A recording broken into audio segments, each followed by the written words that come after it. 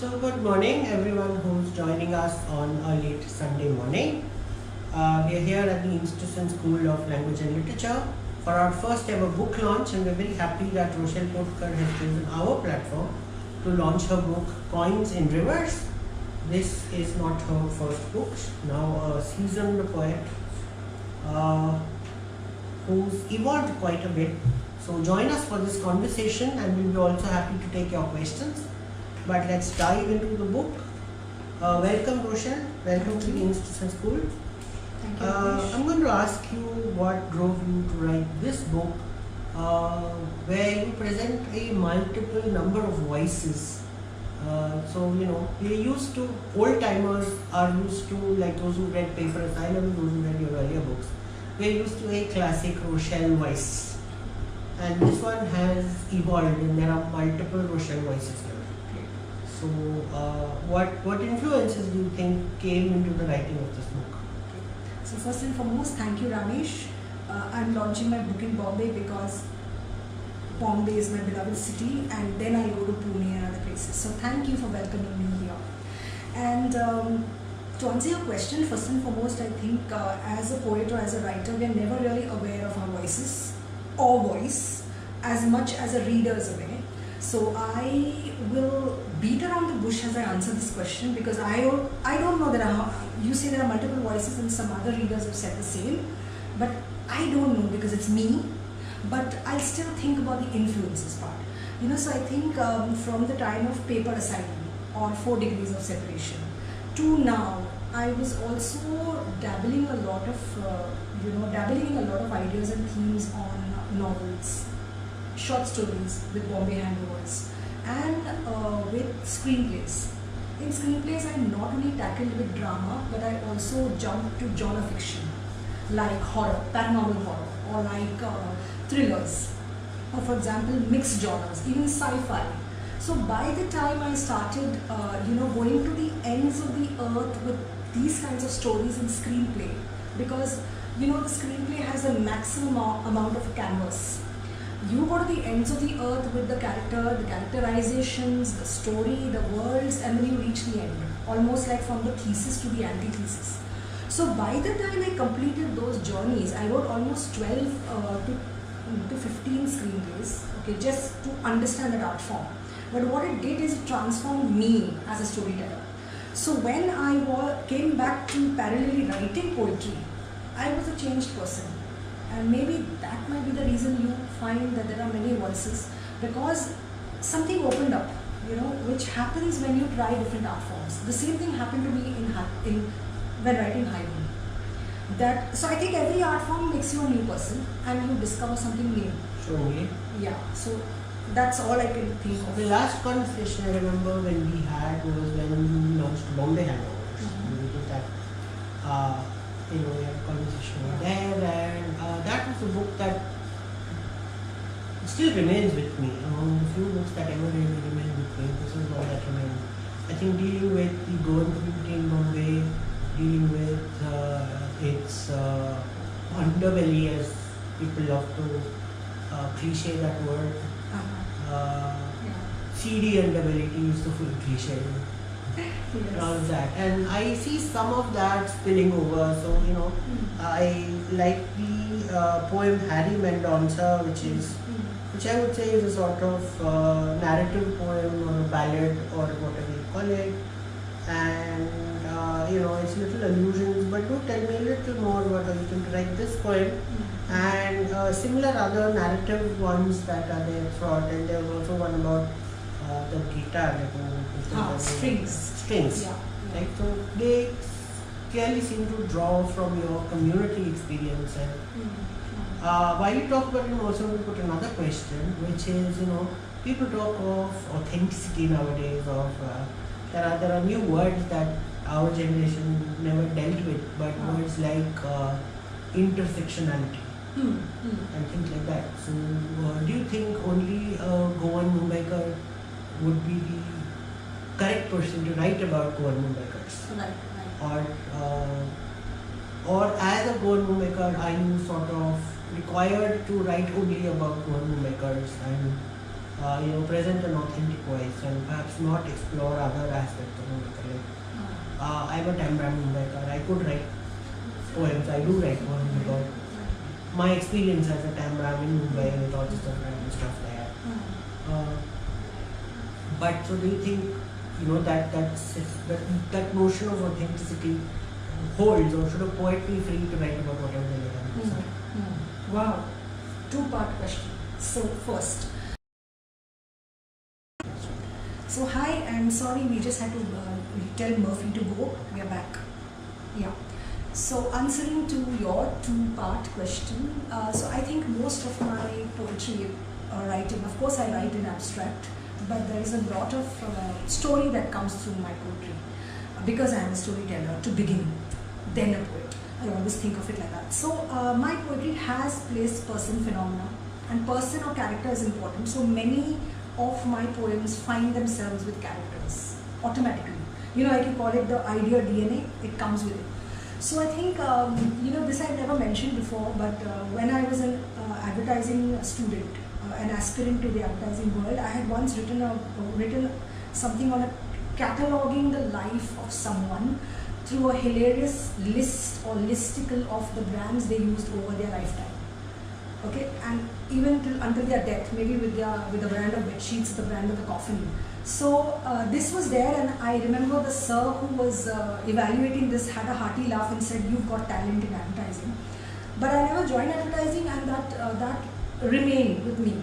And once I was shuffling through some old resumes, and I was like, "Hey, this has so much of seed and so much of life in it, and I like it." I kept it away, and suddenly one fine day, Harry Mendonça came about, and he said, "Okay, this is about me."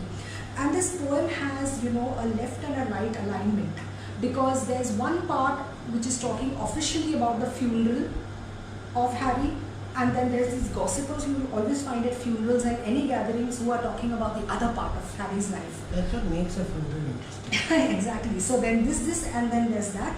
But that's what's Harry Mendonça. And I think the second poem which you mentioned, Strings, was... I've always deliberated on what it is to be an artist, and are we as empathetic as artists in our art, or does it stop there, and does it also extend to how we are as people in real life? So here you will find two people in String, the brother and the sister. The sister is blessed and she has inherited musicality from her father. But is her art enough to understand life, or it is him who understands life more than her? So it was just a kind of a musing that just came about and sprung about. I think no matter what my musings are, they somehow they root themselves in the locale that I'm based, city. There's Dhobi Talab, there's Chor Bazaar, because all my musings come from India, Goa, Bombay. So you'll always find the characters also come from there. The locations are always, I borrow from there as material to tell a tale or to tell something, and that's how Strings came about. Nice. Yeah. And about the authenticity, that question now, authenticity, like being a Bombaiker, as we are called, Goan Mumbaikars, whether I'm the only one who can write about my experiences of land and people, or can it be written by anyone else? So that, I'll again think about it in two ways. One is without going into big topics like cultural appropriation and misappropriation. Okay, so I think that there is a limit up to which you can write about your own experiences as a person of this land or this region or this place, because after a while you'll exhaust. So then you will move to fiction. You will move to looking at other communities out of curiosity, maybe out of necessity, also out of the human experience. Because why can't I write about a Tambram character falling in love, for example? Because I don't know his experiences or her experiences? No, I want to know her experiences. I want to take that with me. I want to embody that person for a while, right? So I'm not going to limit myself. So authenticity is one thing, but I also feel there is something about empathetic imagination. And if that was not there, fiction wouldn't have existed. True. Only memoir would have existed. So as long as it is not, I feel if it's not insensitively done, like if you're talking about, like I'm not Dalit, But if I'm writing a Dalit character in my stories or in my poetry, and I am not human enough, not sympathetic or empathetic enough, I think the problem is about that. Empathy, not authenticity. I cannot walk in the shoes of a Dalit person, but how close can I come to understanding their lives? As an ally, I think you can still write them in your... Well answered, I would say. Yeah. You've experimented with a huge number of voices, as I keep pointing out, and I'm also trying to see where all that comes from. So, as you said, your experience in script writing, novel writing, your short stories. This is post Bombay Hangover, so there is maybe a hangover of that I clearly see here. Yeah, and I'll tell you, it's not exactly, but I'll tell you. Parallel, but I'll tell you. I'll tell you the story behind this book. Go ahead. Okay, so I write multiple projects at a time. So I might be writing a screenplay, I might be writing a poem, a bunch of poems, I might be writing a story, okay, a short story. So I write multiply because I feel you don't always download everything in one go. A poem comes in one exhalation, but a story might take its time. A screenplay takes even more time, a novel takes its time. So parallelly I prefer working rather than having that writer's block, whatever that is. I just work parallelly. So this book was also written, like some poems were written before Bombay Hangover, some were written during Bombay Hangover, some were written later. But there's one important, tiny little tale about this book. So this book was initially, this manuscript was called The Inglorious Coins of the Counting House. That was the title. Because I felt that each poem is so inglorious, it's so naughty, it's so daring, it's so boundary shaking, breaking, whatever. It's so irreverent. Many of them, poems in itself are so irreverent because they disrupt you. So inglorious. So they're inglorious coins, and I thought of what, not of a bank, but they're of a counting house. So I was happy with that title, and this also went to, be placed at a long list and a short list at some prizes internationally. When it came back, this manuscript, it didn't win. It came back, so the publication burden was still on me because it didn't win. So I was like, oh. So I hoped a red carpet would open for me, wherein I would get a good publisher. When I say good publisher, what I mean is upping the game. A bigger publisher than an indie publisher. Not that I have problems with indie publishers. I've been published by them. Poetry Wala, Copper Coin, and I love all of them. Red River Press. But you want to up your game like a monkey sometimes. Climb one more rung.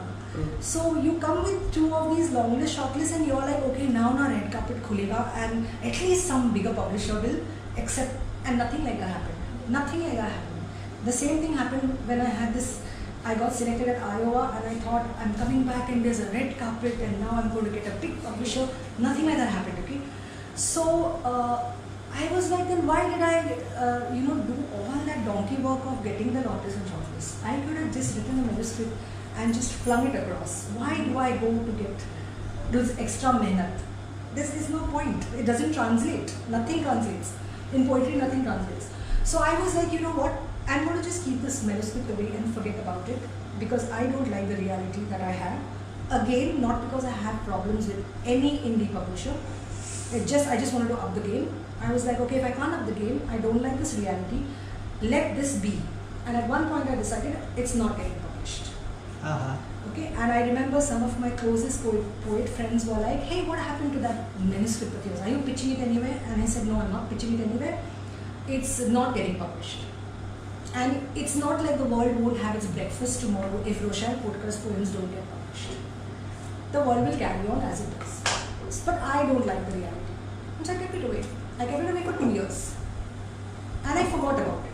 Yeah, I forgot about it. And I was writing my screenplays, I was doing all sorts of other things, all sorts of musty, mischief and everything.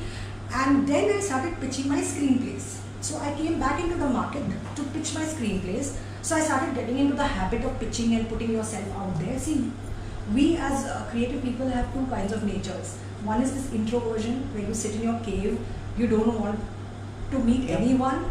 And there's this other thing where you're forced to put yourself out there and say, hey, this has happened, that has happened and all that. So I was doing that for films. I was going to production houses, meeting people on Zoom, pitching, all sorts of things. And that's when I was like, hey, you know what, I have a poetry manuscript as well. yaad aaya. Why don't I start pitching that as well? Awesome. So I came back to pitching, and it was almost fairy tale-ish that my editor, Sonali Jindal, loved each poem, and she championed the manuscript in Hachette. Awesome. And it was almost fairy tale-ish when she came back to me and said, it's happening. Oh, wow. It's happening. And I was like, okay, you can bargain with reality sometimes. And you can't say, if you can say, almost like an economics or a commerce student, if I'm not taking this, give me something else. So I'm going to make that your cue to read Surrender, because I love irony. Okay. Fine. Surrender. ठीक है. So this poem doesn't need a preamble because sometimes I feel poems are their introduction themselves. Surrender. If I were a country, you would be a journalist. And because you are not an empty-headed bloke out for a quick fix, but investigative, committed, idealist, I would have shot you down the street and left you to bleed. If I were a country and you my journalist, it would be a civil war, one too many. Revolutions, changes in governments, I would have jailed you and kept you on CCTV. If I were a country and you my journalist, I would have played a wait and watch game to see who wears the other, sleep deprived, akin to a Russian sleep experiment. But the more you stare at someone, the more beautiful they become. The more you stare at someone, the more beautiful they become. Remember, many pass the cellars of my mind, few the cellars of my heart. I would blink first. I would blink first. I would give in from dictatorship to democracy. From dictatorship to democracy. If I were a country and you my journalist, I would let you run a free press and media to change the face of an entire nation. Thank you. So that was the classic Rochelle, we know. And then I love the fact that you've gone around experimenting and come up with various other things. Your mischievous, ironic voice is still there. So as it was there with Harry Mendonça, as it was there with a whole lot of other poems. And then let's talk of something that has, I think, been on the chatter around the Indian poets fraternity, if you can call that. And I think you capture part of it or all of it very well in Envy. You can read a couple of lines from there, okay? Where I think you are addressing Akash Ali and Margaret Master and is specifically in this poem. But maybe I would like to bring it around to someone who is recently deceased and much beloved by a lot of younger poets, if not necessarily older ones, and that is Jayanta Mahapatra, who patronized a lot of poets and gave them a chance in life. Yes. And I particularly like these lines, so even though this is not dedicated to him, I will also, where you say, now nothing can be edited, everything transient, temporary, are the feelings of ever meeting them. I would go jump a few lines. Their pictures will be limited, you can only go into the unknown past. You are still being edited, WIP, hopelessly abandoned, while they have a nice granite bedstead. And the reason I want to bring this up is there is a particular cliche. Poems are unfortunately full of cliches, and half our lives are spent trying to break these cliches. And half our lives are spent in, I think, at some point we just surrendered to the cliche because they're cliches for a reason. But they talk of poems never being finished but only abandoned. And that's a cliche many people love. And I think sometimes just given as an excuse not to edit your work. But Coming from a true editor. I'll review. I mean, every poem that goes to you from me comes back with edit marks. Absolutely. So I love editing, by the way. I know that you love editing. So this particular line was very poignant. One, that now nothing can be edited. That now that you're dead, now that you're so while your poem is living with you, it is permanently. It's permanently mutating, I think, just as we are permanently mutating. I'm not the same Raamesh I was 5 years ago. You're not the same. You're very certainly not the same Rochelle you were 5 years ago, right? And we've seen that happen in print. And then you still write about, I think your feeling of envy comes through very clearly here. You are still being edited, WIP, hopelessly abandoned while they have a granite bedstead. And I was seeing this happening where I think throughout his lifetime, Mahapatra had his run-ins with poets, there have been criticisms, this, that. And now sometimes you see almost entirely unvarnished praise. And you wonder at the hypocrisy. Like, I've seen people praising him who I know have privately said mean things about him. Yeah. And a lot of young people have missed him, but I think there is a lot more sincerity in that. True. So, I just wonder, so at what point do you really finish with a poem? Like if I was to put a set of poems into print, I would still not resist the temptation to tinker with them. And then, Right. so if I was to resubmit the poem to another anthology, it wouldn't go in the same form. Right. So I think for me it's not a case of abandoning the work, but more like when is the next idea knocking on my door. So the more compulsively a next story or a next poem or a next script is knocking on my door, I'm like jaldi, enough with this. I mean, yeah, there's something here and there, but do it now or submit. So it's a different kind of abandonment. It is like the next one is pushing me, my next idea, and I don't want to miss that bus. I want that idea because I'm greedy for that one too. So it's more that kind of abandonment. And envy, I think, it's very interesting that it's not just, the envy is in many levels. One is that when you don't have to do the mundane act of editing, which is mundane also sometimes, especially when you're editing big chapters of a novel. You're like, when will this end? When will this ever end? Yeah, so it's a kind of a superficial comical envy that dead poets don't need to edit their work because they're dead.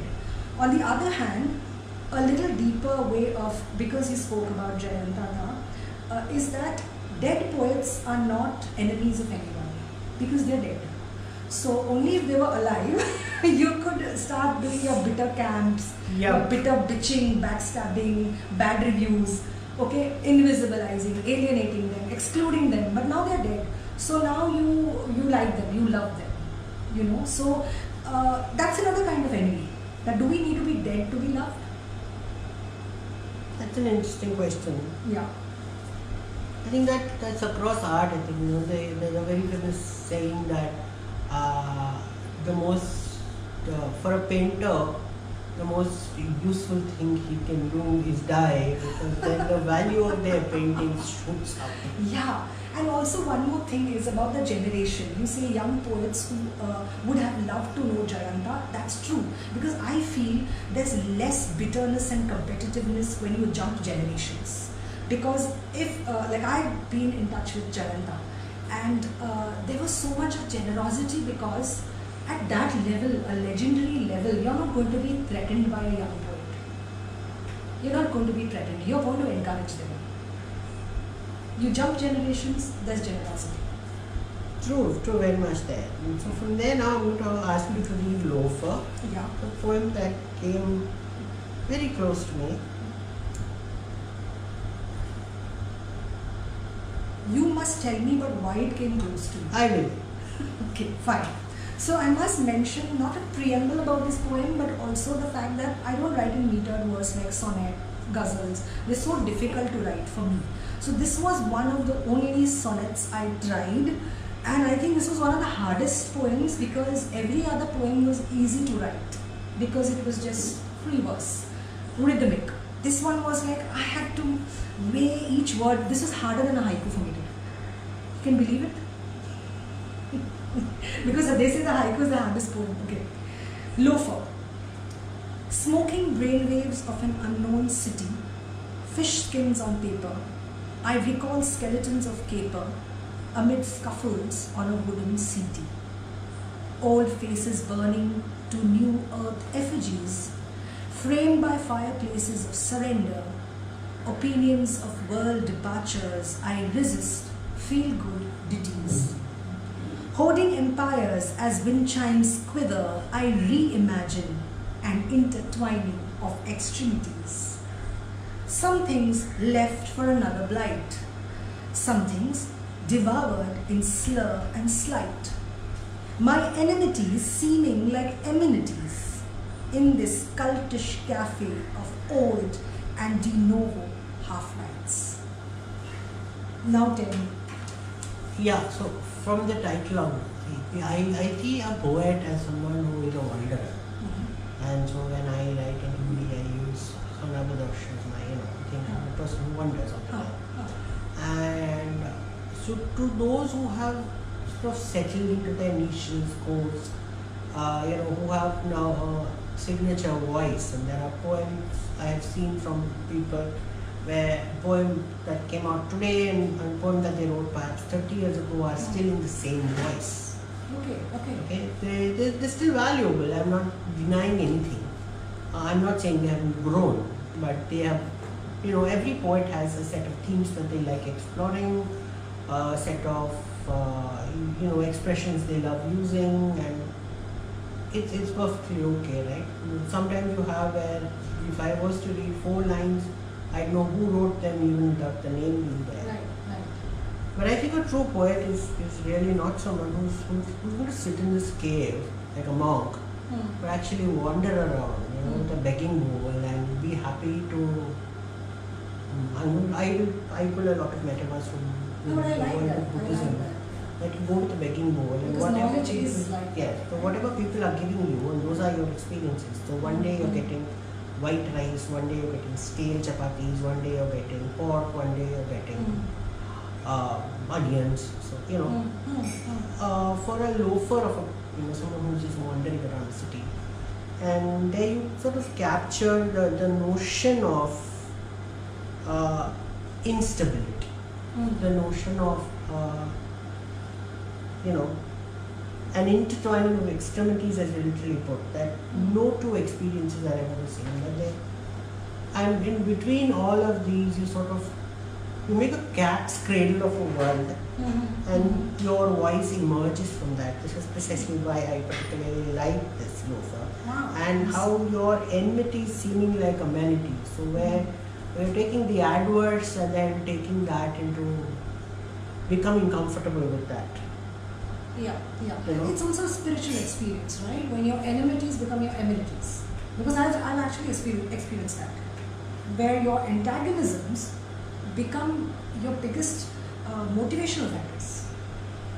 So I think this is among all your poems, this is probably the most abstract and yet the most resonant with me. And I'm very glad and surprised because, I never thought this Chotu poem that I struggled so hard with to get the sonnet rhythms right has worked with you, Ramesh.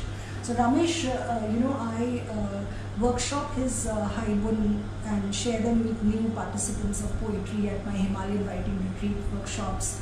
So he's always been, you have that voice of black comedy and sarcasm. And so when you say this, I'm like, okay, I take that as a big compliment for the day. Thank you. So for me, I think, you could take a very serious subject and be very serious about it. And I think the poem then has a certain impact. But this is something that I learned from the American short story writer O. Henry. If you really want to twist the knife in hard, be funny. And you have fun at it also, no? I think there's greater fun in being playful in your writing than in being very somber all the time. It's a number of songs, no? The number of songs. The right? Hasya Rasa. Right. Yeah. So I think you have also I think in Harry Mendonça I saw that comedy where you're taking what is a evil man and then the shock that his family finds out of it, his hidden evil and then all that gossip coming out. So you take in I think feelings of when you find someone that you loved had a very different past and then that can crush you. Yeah. So I thought that a kind of crushing discovery which you then are able to put it across rather lightly. Yeah. I see the same. We are laughing at them, right? I mean, they might be crushed, but we are laughing at them. Yes. So now I see the same thing with Wedding Day, where you've clearly taken the sort of toxic Indian male, who wants a non-Facebook user, exceptionally fair, convented, at least matric and virgin, or issueless and innocent divorcee. I need girl only for me, she has faith fully for me. The sort of expectations that boys are I think brought up for, and sort of uplifting the patriarchy and then you are able to really use Indian English. I think some parts missing Ezekiel, although the poor fellow I think he's just gotten branded without his diversity out now coming out. Yes. You mean to say those other serious poems that he wrote, he's only known for the funny poems. Yes, so when I come back to Envy and talk about that story where he is now, as I would say, he has a nice granite bedstead, so he is no longer WIP. He doesn't even have the freedom now to bring his voice out. Now, his voice is a curated voice. Yeah. But luckily we have his daughter, Kavita, who's at least there too. Yes, but she then becomes the gatekeeper of his voice. So, no, true. But at or least there's anyone someone to posting share the whole spectrum. Yes. So there I love that, and the fact that you used all the terrible Indian English to put, but still talk about how I think the innate toxicity of an Indian family, conditioned by traditions and the really terrible lines. So similarly with Litter of Application, which I think you were just having fun with that poem, because I spent my entire time figuring that these are all Hindi sayings and then I'm mentally still translating the poem. And the fact that I think you have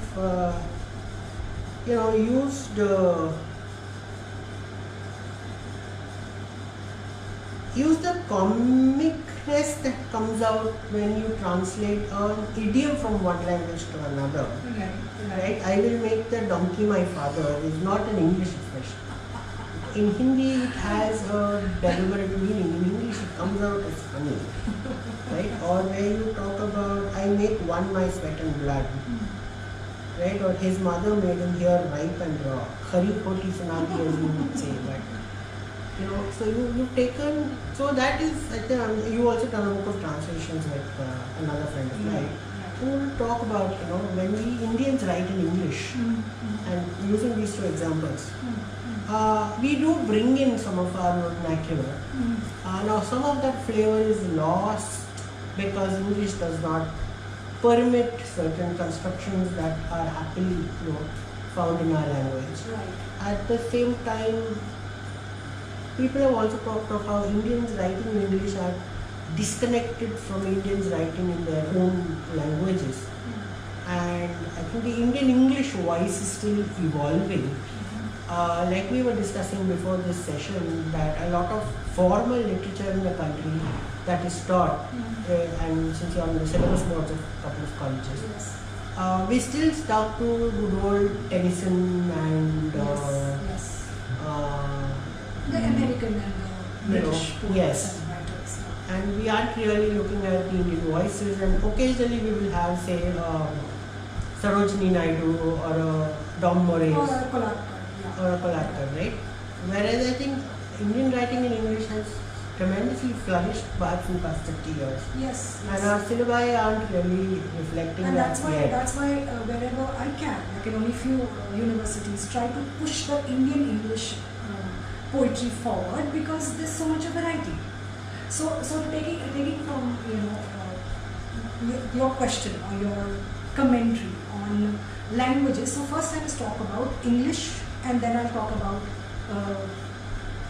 translations. Translations within English, like this one. So first is that I must say that I have been acquainted to many Englishes only because when I write poetry, my linguistic pitch can be the highest. It needs to be. It can even be placed in an Irish literary journal. And they have a bigger tradition of English because they were with the British for a much longer time than India was. At the same time, when I'm a screenplay writer, my English has to be very simple because it's going to be read by 100 technicians at the max. They don't want to know some fanciful words like what is acerbic or something like that, and they are like, kya hai, simple. Okay? When I'm writing fiction, it has to be somewhere in the middle because my target audience is the Indian English reader. Okay? And as we were already discussing, they stop reading a lot of English if they are not literature students by 10th standard.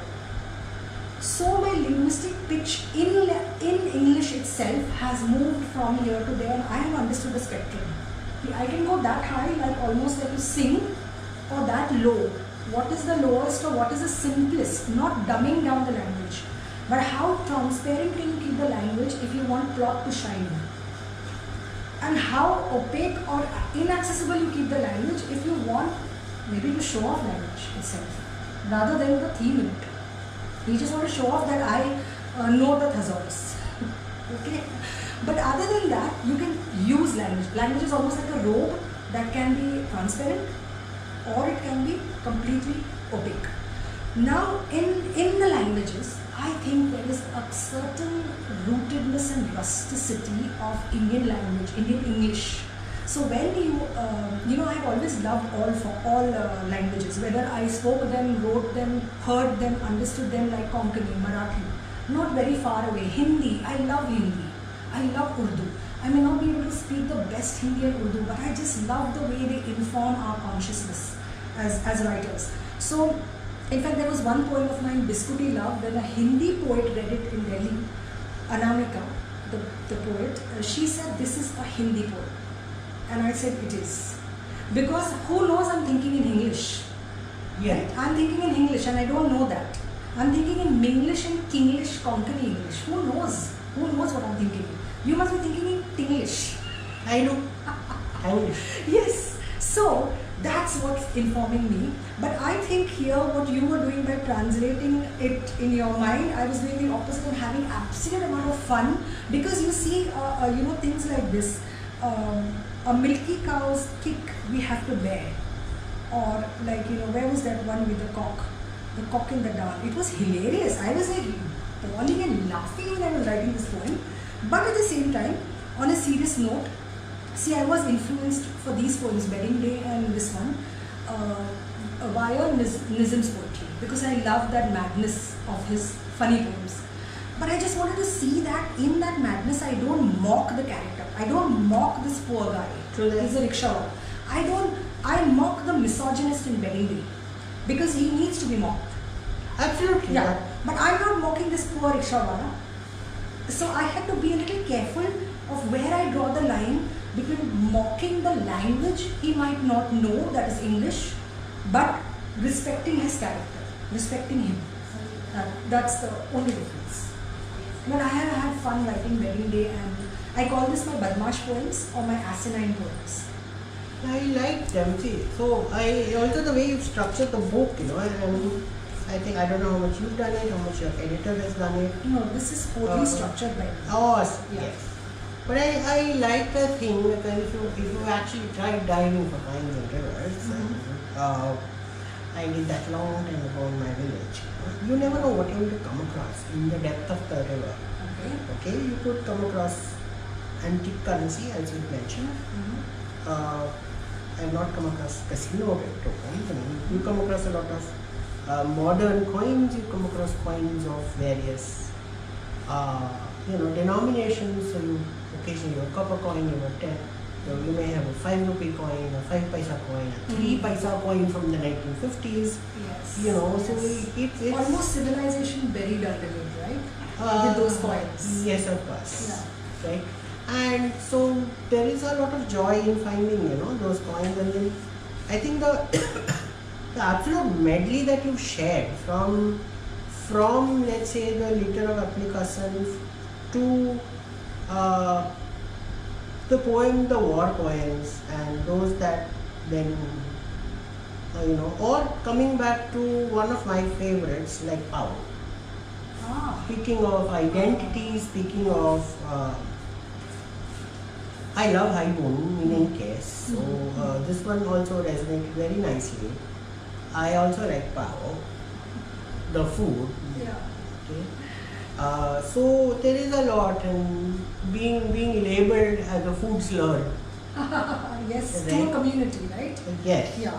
You're a power and Power, acha. So I've borne that cross. Right. So it resonates very well, and I think people are. If you like collecting coins, then this is a book that is really going to. It's so many books in one. It's not one So voice glad. that is end to end. So it's not like I've read 3 poems, the 4th one is going to be the same. There is almost no predictability. There is almost nothing that I can say. Okay, all these poems are like one. I'm glad. I'm so glad. Let's redo one last poem and then. Yeah. So let me see. Do you have any particular anthill? What about anthill? Go ahead. Yeah. So anthill is of course a love poem, and as you were mentioning, there are many poems on politics, on war, on countries, and because I think my gaze started moving up from, as I call it, the navel gazing to the stargazing. So there was a trajectory, but that same trajectory I found in a raw way in 4 degrees of separation. I found that even in Paper Asylum. I'm finding that more now as a storyteller, that I'm looking at everything. So yes, but this is one of those love poems, which is much more, how do you say, in the nascent spaces of musing, not very far out into the world and its politics. Anthill. No one could build or architect one. Ants are not easy listeners. They are migrants, militants. Why would they come to give us lessons in community building, strategy or order, even if we don't have much, even for the food they steal? It's a unique gift. No one gave no one. The most they gifted was a Virgin Island. But I want you to have an anthill, one that can be placed under your tree poems, where wise red-rich ants organize their evolution, egg-laying queens, workers, soldiers, new nests, nuptial fights. The Mercedes you can buy for yourself. Someone can always gift you a Harley Davidson.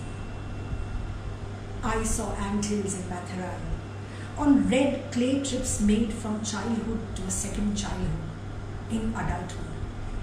They stood proud, the test of time. Their citadel, a sun-burnished fortress of pride, of underground passages and no aggression super colonies. And if you went close, they attacked with pungent defense. How would we migrate an anthill to your garden and house them? Will they listen to your poems? Obey the winds? Learn a new song? The real purpose of an anthill home is so we can tame these organized creatures, tame unruly elements of nature, all that an anthill was made of. Strategy, order, piles of earth, sand, pine needles, clay, urine and manure. Thank you, that was fun. That was a nice, I think we went around from a classic Rochelle voice to exploring various things and coming back to, but I think it is again classic Rochelle voice, but I do hope that you you continue writing more books. You are on a book tour. I am on a book tour, yes. So I'm going to Pune, and on 27th, 26th, I'll be at the Pune bookstores, from Pagdandi to Book World to Solanki. And then I'm coming back to Bombay, 4th and 5th of May. I'll be doing something with the Poets of Mumbai and with the Purple Pencil Project. Awesome. Yeah, and they are my event partners, and so specifically Prakriti Maniyar and Ripple Dikshit. And then I will be going to Goa at the end of May and early June. So I'll be doing a few book tours there as well, at the bookstores. Cool. Yeah. I So wish you all the Dog best. Dog Years, Broadway, and Champaka. I wish you all the best. Thank and you. Here's to a lot more books. Yes, and this was such a lovely conversation, Ramesh. I almost forgot that there was a camera, there was a screen, there might be a Facebook live. I completely forgot about it. This seems like one of those times when, in the summery noons of Mumbai, we just go all about musing, and it's almost trance-like. The summery noons of Mumbai have become more and more unbearable, unfortunately. Fortunately, we have missed the heat wave. That's all we missed. Yeah. Yes. But thanks all for listening, and do check out the book. It's available only in an ebook format internationally, but in India you will get a print copy. Meet me somewhere and I sign it for you, or you just go ahead and read it. Don't even wait. Thank you so much, and we will meet you again for one of our INSTUCEN programs. There's a lot coming up at the School of Language and Literature. We have a session on the animal kingdom as represented in Indian epigraphs. That's on the 30th. Subsequently, we have a workshop on manuscriptology. That's on the 4th of May. And through the year, we will keep having programs on language, literature, and all the allied subjects. And of course, our sister school of archaeology has a whole lot of other programs. So do check out our website, do check out our social media. But for today, thank you very much for all those who have been following us.